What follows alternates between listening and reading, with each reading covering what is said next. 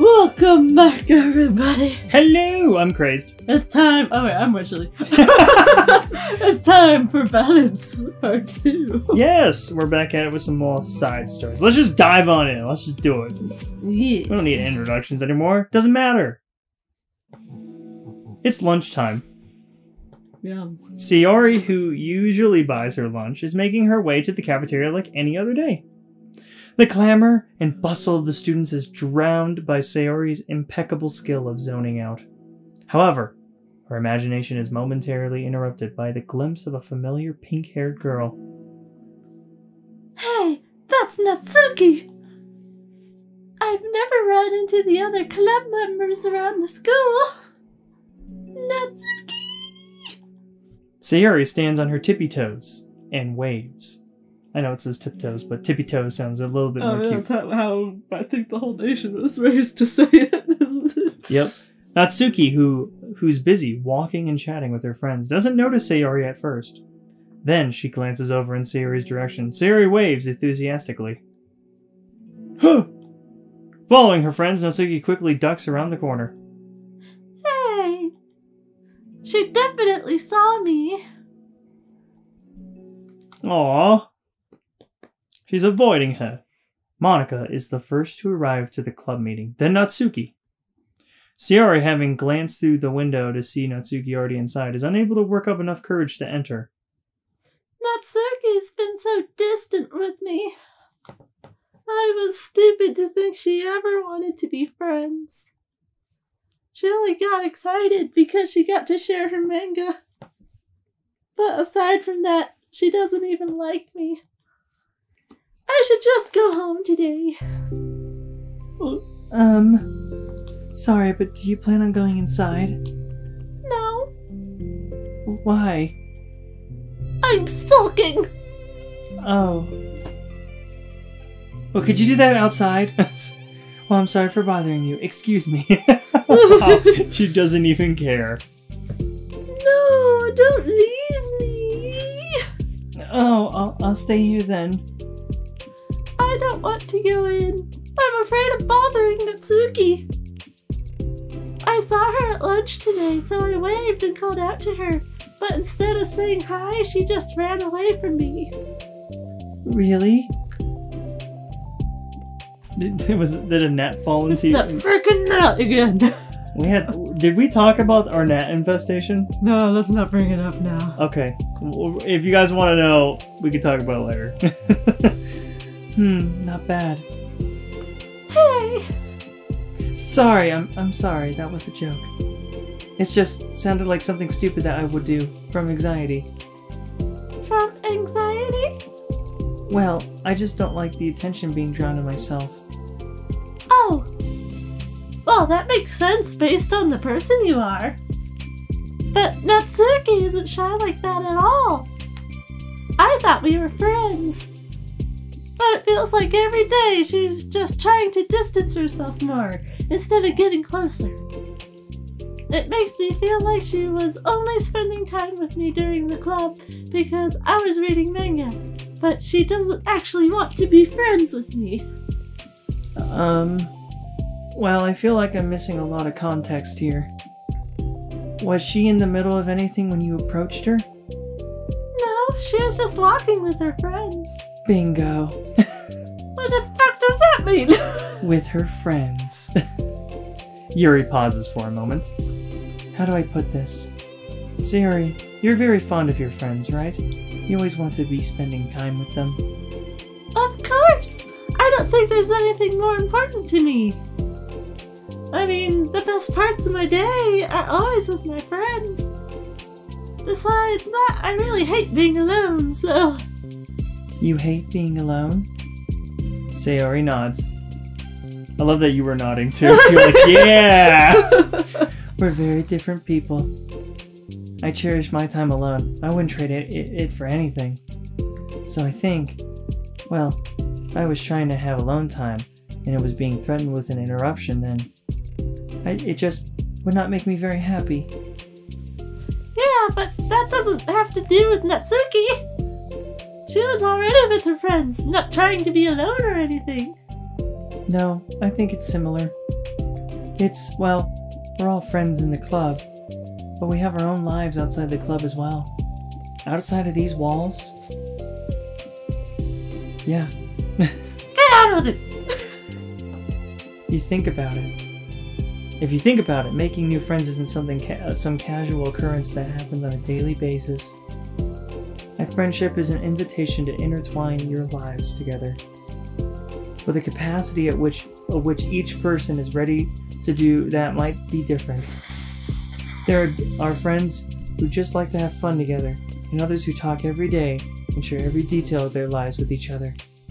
I think when establishing a friendship, it's important to consider the comfort level of the other person. I mean, we don't really know much about Natsuki's life outside the club. It could be that she simply needs to make friends at her own pace, rather than jumping headfirst into a new commitment. But... No buts!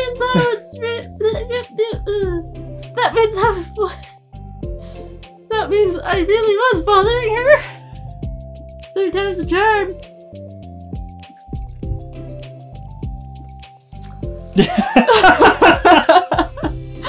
I just needed a moment. I just really wanted to be good friends with her, so I treated her like one. Was I actually hurting her? I don't know. I'm sorry. My insight was really only based on what I understand about my own needs and wants. And Natsuki and I are completely different, so... Why was I so selfish? Even if all that is true, then it still means I hurt her. I think I messed up. Yuri, with you, I think I was really careful to understand your needs when I was becoming friends with you.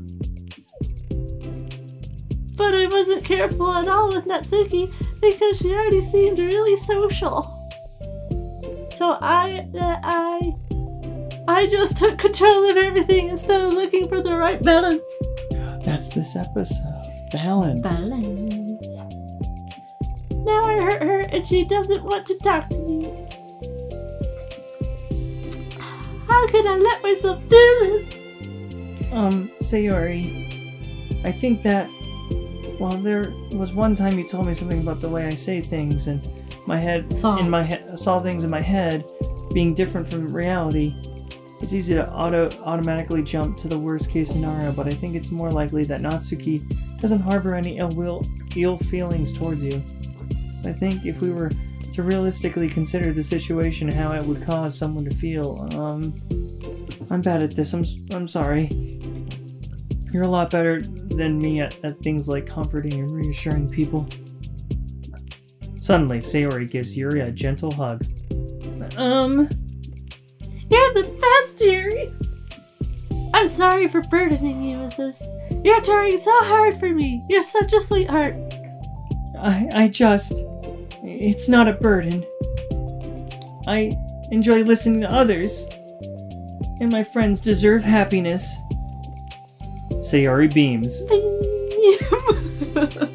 Well, I think I'm gonna give Natsuki some space. She should do what she wants. And if she does still want to be friends, then I'll learn her needs and I'll match her boundaries.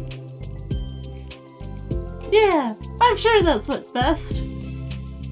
I wish I didn't feel so awful and guilty. It makes me feel desperate, like I need to make it up to her by trying to make her happy. But that's not what she needs. I just have to tell myself that. It hurts. But I guess it means I still need to grow. I really want to grow as a person. If it's to be better for my friends, I want that. That's very mature of you, Sayori. I'm mature. She sure is. Sayori hops up and down on her toes. So, does that mean you'll be going home after all? Sayori shakes her head. I need to be here to show her that I respect her space. I'll just spend the club by myself today. Yuri nods in understanding. You can go in first. Okay. You're blocking the door. Oh.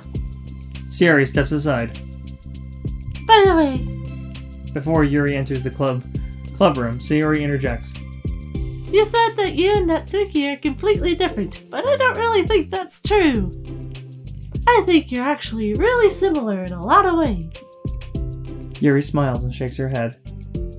Sayori, that's absurd. You're very silly sometimes. Yuri turns and enters the club room. After a moment, Sayori follows. Whoa! The club room is quiet. When Sayori walks in, Natsuki glances in her direction. Sayori smiles and gives Natsuki a quick wave before sitting down across the room. Yuri's face is already buried in a book. Sayori decides it's best to continue the manga she was reading, so she pulls it out. However, it looks like Natsuki isn't reading today. She has a sheet of paper in front of her and is tapping a pen against her desk, staring at it. Oh, are we writing today? Monika speaks in a quiet voice, unwilling to disturb the peace of the club room. She kneels down at Natsuki's desk. Hey! Natsuki pulls the sheet closer to her and covers it with her arms. Sorry, I didn't mean to peek. Whatever.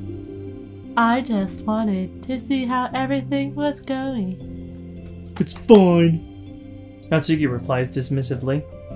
She glances over at Sayori, who is focused on her manga. Monika follows Natsuki's gaze. I think she's mad at me. How come? I'm busy right now. Ask me later. Monika falls silent. Natsuki looks back down at her paper. She inches her hand away from the top margin, allowing Monika to see. It says, to Sayori. Understanding, Monika smiles. She places a hand on Natsuki's shoulder and whispers softly. I'm proud of you.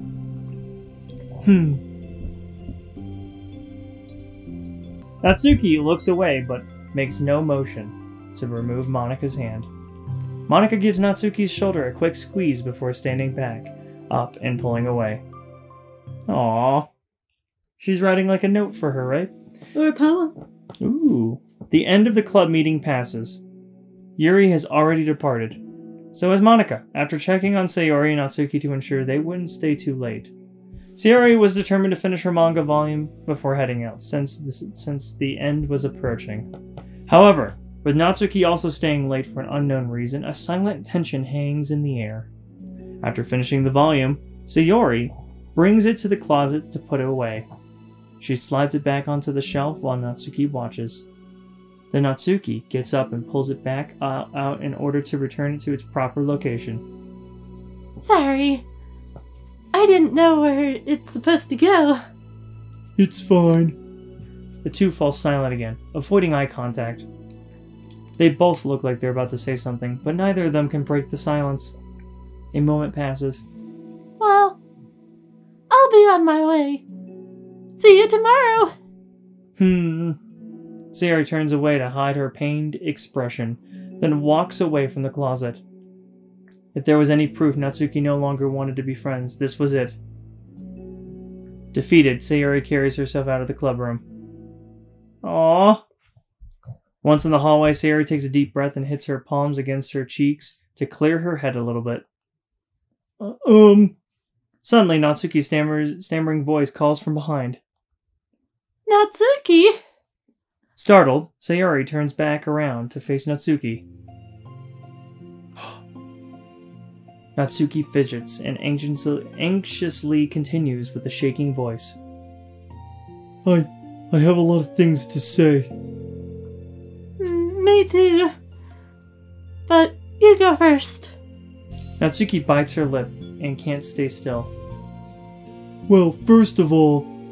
She cuts herself short, struggling to continue.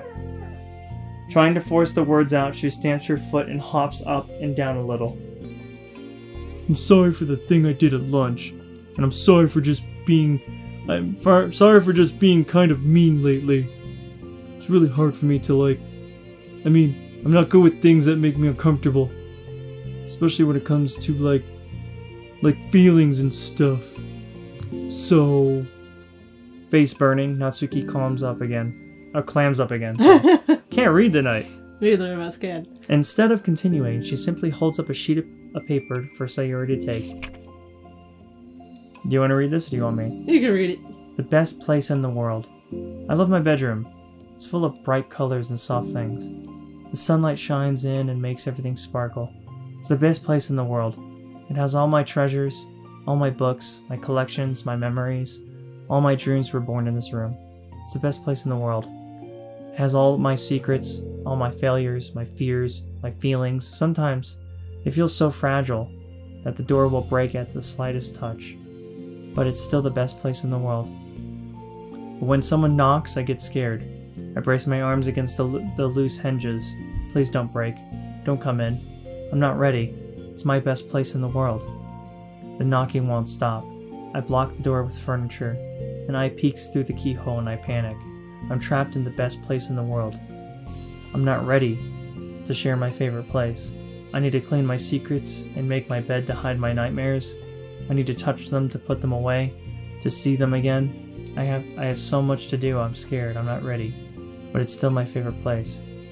I still want to share it. However long it takes, if you wait patiently, I'll eventually open the door and I'll show you the best place in the world. Aww. Aww. It's a poem. But I thought... Well, I sucked it up so I can work things out with you. So just be happy about it. Please? Sayori smiles deeply from the bottom of her heart. I'm happier than I could express. I feel so awful, but I'm so happy that you would do this for me. I actually realized before the club meeting today that I made a mistake. I got so caught up in the chance to get closer to you that I forgot to think about what you wanted. And that we probably have different ways we like to make friends. About, like, the friendship stuff. I mean, it's okay. Oh, wait, that's you. Sorry. You said it's okay. It's okay. I understand, so you don't have to force yourself to talk about it. Thank you, I appreciate it. Your poem did a good job.